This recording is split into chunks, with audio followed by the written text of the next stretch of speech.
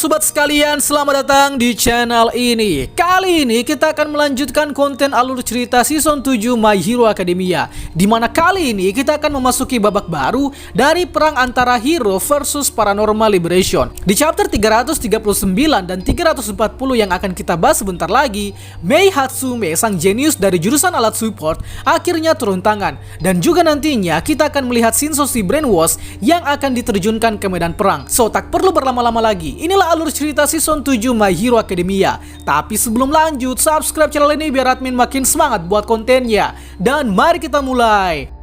Chapter 339. Kisah diawali dengan Mei yang terkejut dengan kedatangan Deku dan Ida di bengkelnya, di mana kedatangan mereka berdua adalah untuk memperbaiki kostum pahlawan mereka yang sudah rusak. Mei tampaknya bingung dengan keinginan mereka berdua, dan Deku berkesimpulan bahwa Mei sepertinya tak tahu soal dunia luar yang lagi kacau balau. Pada akhirnya, guru Power Loader mengizinkan mereka berdua untuk memperbaiki kostum hero-nya di bengkel jurusan alat support. Dan ketika memasuki bengkel, yang mereka dapati adalah kondisi bengkel yang sangat sibuk dan berantakan oleh sebab mereka yang diberi tanggung jawab untuk membuat sistem keamanan UA. Deku kemudian memberikan mid gauntletnya ke Mei, namun Mei menolak karena kerusakannya sudah sangat parah. Begitupun Ida yang juga ditolak karena bahan pembuatan kostumnya sedang tidak tersedia. Tapi Mei dengan kedua tangannya langsung melakukan sesuatu. Lantas apa yang dia lakukan saat ini? Nah, Mei ternyata sedang membuat rancangan blok evakuasi pengungsi, yang mana blok evakuasi ini selain bisa berpindah pakai hidrolik, juga dapat terbang di udara dengan memakai pendorong roket. Mei kemudian menjelaskan ke Deku alasannya tak tahu banyak soal dunia luar. Itu disebabkan karena Mei terlalu sibuk menyalurkan idenya untuk kepentingan teknologi di sekolah UA. Tapi hal itu tidak membuat Mei serta-merta melupakan dunia luar, sebab Mei tahu kalau para hero di luar sana sedang sibuk mengatasi kekacauan di luar sana. Maka dari itu, Mei dan teman-temannya dari jurusan alat support berupaya untuk terus menemukan alat dan teknologi baru dengan tujuan agar membantu lebih banyak orang dari dalam. Terakhir, Mei berkata ke Deku bahwa dengan penemuanlah yang membuat kelas alat support menjadi seorang pahlawan. Anjay, keren banget.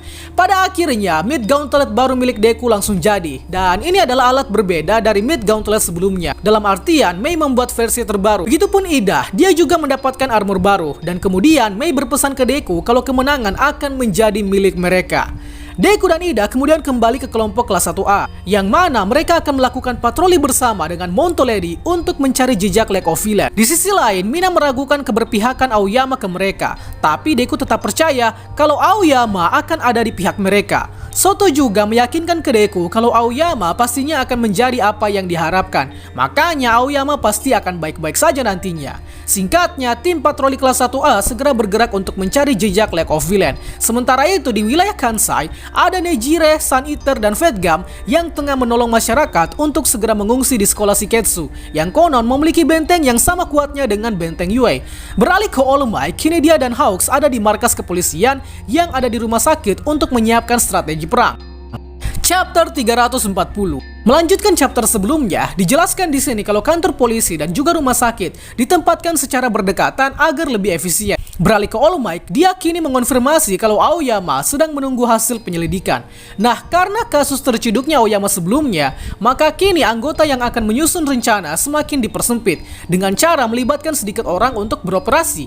Di sini juga ada Ragdoll dari Will Will Pussycat yang ikut nimbrung, di mana Ragdoll tak bisa ikut beroperasi menjadi hero karena sebelumnya quirknya telah dicuri. So, tugas Ragdoll di sini adalah untuk membantu para hero dengan modal pengetahuannya tentang quirk Zerg miliknya yang saat ini ada di tangan All For One. All Might kemudian menjelaskan strategi perang nanti, di mana strateginya adalah dengan memisahkan para villain terlebih dahulu. Maksudnya di sini adalah memisahkan Shigaraki dan All For One. Alasan mereka berdua harus dipisahkan disebabkan karena takutnya akan bekerja sama saat berada di lokasi yang sama. Maka dari itu, untuk meningkatkan kesempatan menang, pemisahan mereka berdua harus dilakukan. Nah, selain memisahkan mereka berdua, Dabi juga harus dipisahkan, sebab Dabi memiliki quirk api yang takutnya akan membuat hero kewalahan duluan saat menghadapi villain. Tapi bukan hanya Dabi yang harus diisolasi. Seluruh villain petinggi di Paranormal Liberation akan dipisahkan dan berada sangat jauh satu sama lain, dengan tujuan agar masing-masing petinggi villain ini dapat mereka hancurkan satu persatu. Tapi rencana ini cukup diragukan, sebab menurut Sukauchi, nampaknya Aoyama adalah salah satu kunci keberhasilan. So All Might tetap percaya pada Aoyama, dan untuk itulah Aizawa diterjunkan untuk menangani Aoyama ini. Kita lalu bergeser ke tempat lain, di mana kata dokter yang mirip Yoshi ini, di tubuh Aoyama tidak terdapat bom yang sama seperti Lady Nagan, sehingga Aizawa berkesimpulan bahwa Aoyama hanya diberi teror dan trauma sehingga dia takut terhadap All For One. Aizawa kemudian bertanya ke Aoyama, apakah dia takut pada All For One sekarang? Aoyama menjawab bahwa ya, saat ini selain takut pada All For One, lebih dari itu dia semakin tak percaya diri dan ingin mati saja. Aizawa lalu berkata ke Aoyama bahwa teman-teman Aoyama mengharapkan Aoyama berpihak ke mereka. So maka dari itu Aizawa meminta Aoyama untuk bertarung nantinya. Aoyama tentunya mengiyakan permintaan itu, dan Aizawa juga paham permintaan ini membuat mereka tak ada bedanya dengan sang All For One. Tapi Aizawa tak ingin Aoyama tenggelam dengan dosanya. Makanya Aizawa kini meminta Aoyama untuk ikut terjun di medan perang nanti sebagai cara agar Aoyama tak larut dalam penyesalan seumur hidupnya. Aizawa juga berjanji kalau Aoyama tak akan sendirian kali ini, sebab Aizawa telah meminta satu muridnya lagi untuk menemani aksi Aoyama. Kita kemudian bergeser ke Yue, dan diperlihatkan pula murid yang dimaksud Aizawa tadi, yang mana ternyata dia adalah Hitoshi Shinso dari jurusan umum, dan chapter 340 pun berakhir.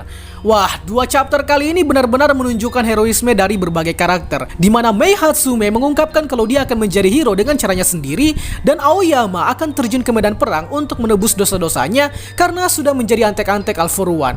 Itulah pembahasan kita pada kali ini. Sanggap apabila ada yang kurang, request juga di kolom komentar untuk pembahasan selanjutnya. Dan akhir kata, see you next time.